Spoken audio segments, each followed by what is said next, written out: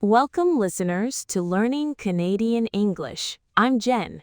And I'm Mike. It's great to be back with you all. Today, we have a really practical topic. We're diving into the world of buying used items in Canada, specifically on platforms like Facebook Marketplace or Kijiji. Yes, it's something most people here do, whether they're saving money or just looking for unique things. But if you're new to Canada, the special language or lingo can be really confusing. Exactly. So today, we're going to share some of our own experiences and break down the common thrifting terms you'll see to help you navigate it all like a pro. So, Jen, you've been in Canada a bit longer than I have. Have you had much luck with secondhand shopping? Oh, absolutely. When I first moved into my own apartment, it was completely empty. I'm not exaggerating when I say I furnished almost the entire place with used items. I got my coffee table, a bookshelf, and even a really nice microwave from Facebook Marketplace. It saved me so much money. That's amazing. My biggest find was a bicycle. It was in great condition, and I paid less than half of what a new one would cost. But my first experience trying to buy something was interesting. Oh, do tell. Well, I didn't understand the etiquette at all. I saw a desk lamp I liked, and the ad said $50. In India, bargaining is very common, so I messaged the seller and offered $20. Oh no. What did they say? They just replied with two words, price firm. I had no idea what that meant. I thought maybe it was the name of a company. I was so confused. That is a classic mistake. We're definitely going to talk about what firm price means later. It's probably one of the most important phrases to know. Right. What about you? Any funny or strange experiences? I once drove 30 minutes to pick up what was described as a gently used rug. The photos looked good, but when I got there, it had a huge, very obvious stain right in the middle. Oh, that's so disappointing. It was. The seller just shrugged and said, "Oh, I gently used it as a bed for my big dog." So the term gently used can mean very different things to different people. That's a very good point. It's a bit of a gamble sometimes, but I also had a really successful negotiation once. I saw an ad for some great bookshelf speakers. The price was $100, but at the end of the description, it had the letters OBO. Ah, the magic letters. We will definitely explain those. Yes. So this time I was more careful. I sent a polite message and offered $70. The seller came back with $80 and we agreed. I got amazing speakers for a great price. It felt so good. That's the best feeling. It's not just about saving money, it's also about the community. I'm part of a local Buy Nothing group on Facebook where people just give things away for free to their neighbors. It's a wonderful way to reduce waste and connect with people. That sounds incredible. We should do a whole episode on that. But for now, let's decode some of this lingo. Okay, so let's start with the one from my rug story, gently used. Yes, please explain. After the dog bed incident, I'm very curious about what it's supposed to mean. Right. So ideally, gently used means an item has been used, but it's still in very good condition. It might have minor signs of wear, like a tiny scratch you can barely see, but no major flaws, stains, or damage. Okay, so it's not brand new, but it's close. Exactly. You'll also see EUC, which stands for Excellent Used Condition. It's very similar. These are a step below like new or brand new in box, which is often shortened to BNIB. BNIB. Got it. So it's a scale from brand new down to just used.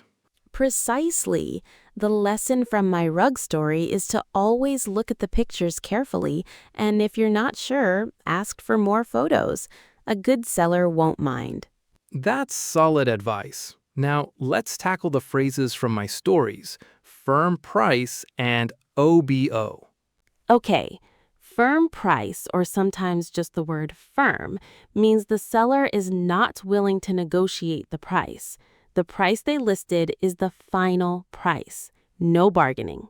So my offering $20 for a $50 item with a firm price was definitely a mistake. It's a common one for newcomers, don't worry.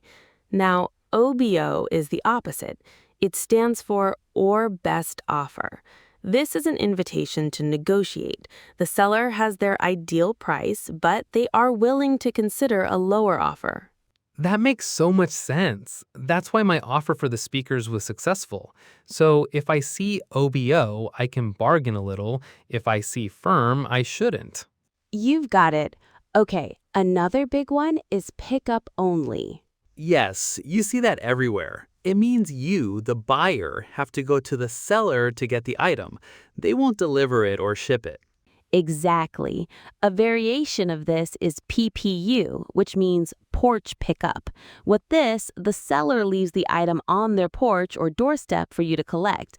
It's contactless. You usually pay beforehand by e-transfer. PPU. That's very convenient. Now, what about cross-posted? I see that in descriptions a lot. Good one. Cross-posted or X-posted means the seller has listed the item on multiple platforms at once, like Facebook, Kijiji, and Garage Sale. Ah, so there's more competition for the item. Right. It means if you are interested, you should message the seller quickly before someone from another app buys it. Okay, two more quick ones. What is ISO or WTB?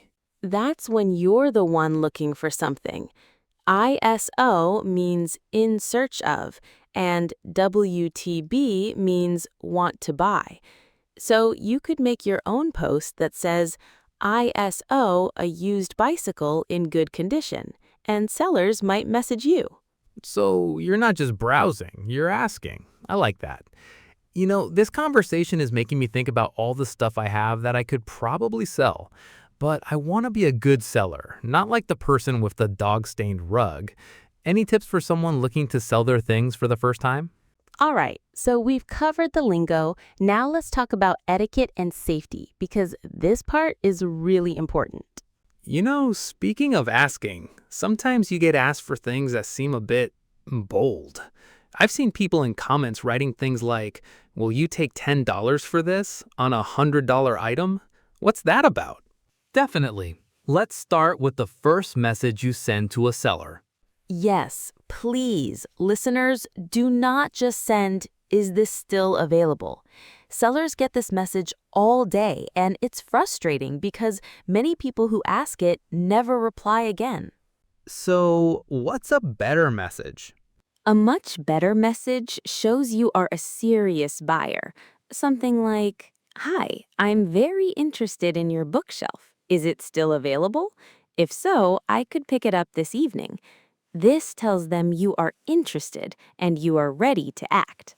That's a great tip. Okay, now for safety. My rule is for smaller items, always meet in a public place. A coffee shop, a busy parking lot, maybe even outside a police station. That's my rule too. For bigger things like furniture, you usually have to go to their home. If you do, never go alone. Bring a friend or family member with you, and always tell someone else where you are going. 100%. Now, let's talk about the payment method everyone uses, e-transfer. Right. Interac e-transfer. It's very convenient, but you need to be smart. For a face-to-face meeting, I never send the money in advance. I wait until I am with the seller and have inspected the item. That's the key. So you see the item, you confirm it's in good condition, and then you send the e-transfer while you are standing there. Exactly. A good phrase to use in your message is, "I can pay by e-transfer upon pickup." This clearly states your plan. That's a great, clear phrase. I can pay by e-transfer upon pickup. And you should know that most people have auto deposit set up. This means the money goes into their account immediately. You can't cancel it. So you must wait until you have the item in your hands before you press send. That is so important. Be polite, but protect yourself as a buyer. Okay, so let's do a quick recap of our thrifting lingo. Gently used means it's in good shape, but always check the photos. Firm price means no bargaining, but OBO means you can make an offer. Pickup only, or PPU, means you have to go get it yourself. And cross-posted means it's listed in many places, so you should act fast if you like it. And for safety, be a serious buyer with your first message. Meet in public if you can. Bring a friend for big pickups, and never e-transfer the money until you have inspected the item. You've got it. We hope these tips help you find some amazing deals and furnish your life in Canada without breaking the bank. It's a great way to live more sustainably and save money. Thanks for tuning in to Learning Canadian English. Join us next time for another topic to help you settle into life here. Bye for now. Bye, everyone.